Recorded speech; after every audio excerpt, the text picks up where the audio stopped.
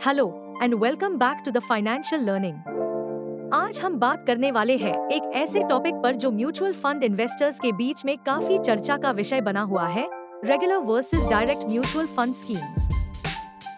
पिछले कुछ सालों से डायरेक्ट प्लान्स के बारे में काफी डिस्कशन हो रही है जब बात म्यूचुअल फंड इन्वेस्टिंग की होती है, लेकिन अभी भी बहुत लोग इन दोनों प्लान्स के बीच का डिफरेंस पूरी तरह से नहीं समझते और समझ नहीं पाते कि उन्हें कौन सा चूज करना चाहिए। अगर आपके मन में भी ऐसे सवाल है तो ये वीडियो आपके लिए है। इस वीडियो के एंड तक आपको इन दोनों प्लान्स के बीच के की डिफरेंसेस, उनके बेनिफिट्स और आपके इन्वेस्टमेंट नीड्स के हिसाब से कौन सा प्लान आपके लिए सही है, ये सब कुछ क्लियर हो जाएगा। चलिए पहले ये समझते हैं कि रेगुलर और डायरेक्ट म्यूचुअल फंड स्कीम्स क्या होती है और इनमें क्या डिफरेंस होता है। रेगुलर प्लान में आप किसी इंटरमीडियरी जैसे कि फाइनेंशियल एडवाइजर या बैंक के रिलेशनशिप मैनेजर के थ्रू इन्वेस्ट करते हैं। ये इंटरमीडियरीज फंड हाउसेस से कमीशन लेते हैं जो कि फंड के एक्सपेंस रेशियो में ऐड होता है। इस वजह से रेगुलर प्लान्स का एक्सपेंस रेशियो थोड़ा ज्यादा होता है। डायरेक्ट प्लान में आप सीधा म्यूचुअल फंड कंपनी के साथ इन्वेस्ट करते हैं बिना किसी इंटरमीडियरी के।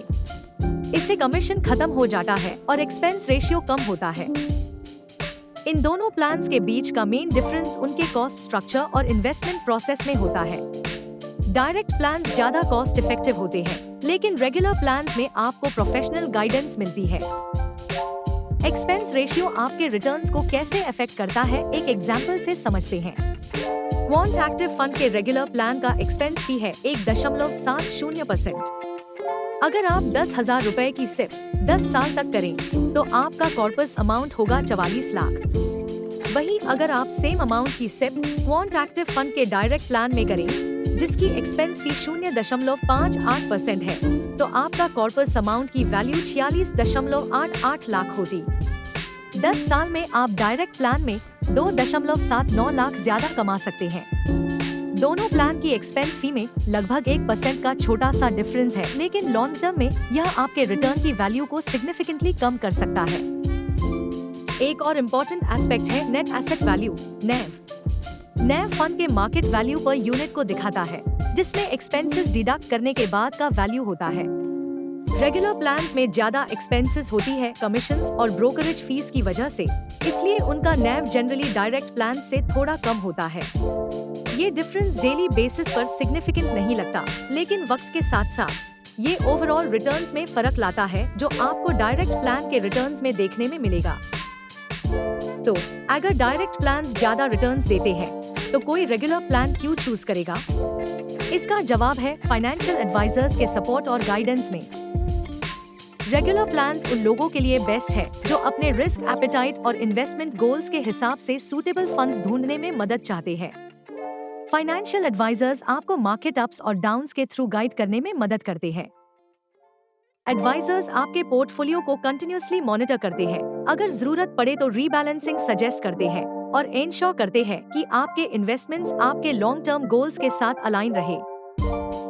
डायरेक्ट प्लान्स दूसरी तरफ उन इन्वेस्टर्स के लिए बेस्ट होते हैं जो कॉस्ट एफिशिएंसी को प्रायोरिटाइज करते हैं और अपने इन्वेस्टमेंट्स को इंडिपेंडेंटली मैनेज करने में कंफर्टेबल है। डायरेक्ट प्लान किस इन्वेस्टर के लिए सूटेबल है? 1. कॉस्ट कॉन्शियस इन्वेस्टर्स, बिना कमीशन या ब्रोकरेज फीस के डायरेक्ट प्लान्स लॉन्ग टर्म में ज्यादा रिटर्न्स देते हैं। 2. DIY इन्वेस्टर्स, अगर आप अपनी इन्वेस्टमेंट डिसीजंस खुद लेने में कॉन्फिडेंट है और कंटिन्यूअस एडवाइस की जरूरत नहीं है तो डायरेक्ट प्लान्स बेस्ट है। 3. एक्सपीरियंस्ड इन्वेस्टर्स, जो लोग मार्केट ट्रेंड्स को समझते हैं और एक सेल्फ डायरेक्टेड अप्रोच पसंद करते हैं, उनके लिए डायरेक्ट प्लान्स एक अच्छा ऑप्शन है। अल्टीमेटली डायरेक्ट और रेगुलर म्यूचुअल फंड स्कीम्स के बीच का चॉइस आपके पर्सनल प्रेफरेंसेस, इन्वेस्टमेंट ऑब्जेक्टिव्स और कंफर्ट लेवल पर डिपेंड करता है कि आप अपने इन्वेस्टमेंट्स कैसे मैनेज करना चाहते हैं। तो आपको कौन सा प्लान लेना चाहिए? अगर आपको किसी एक्सपर्ट एडवाइजर से रेगुलर हेल्प और गाइडेंस की आवश्यकता है तो आप रेगुलर फंड के साथ आगे बढ़ सकते हैं। हालांकि अगर आप जीरो कमीशन के साथ कॉस्ट इफेक्टिव ऑप्शन की तलाश कर रहे हैं और लॉन्ग टर्म में हाईएस्ट रिटर्न कमाना चाहते हैं तो आपको डायरेक्ट फंड लेना चाहिए। ये डिसीजन आपके इंडिविजुअल नीड्स और एक्सपर्टीज पे डिपेंड करता है। ये था आज का वीडियो।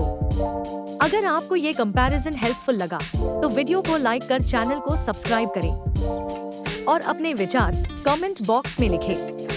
Thanks for watching.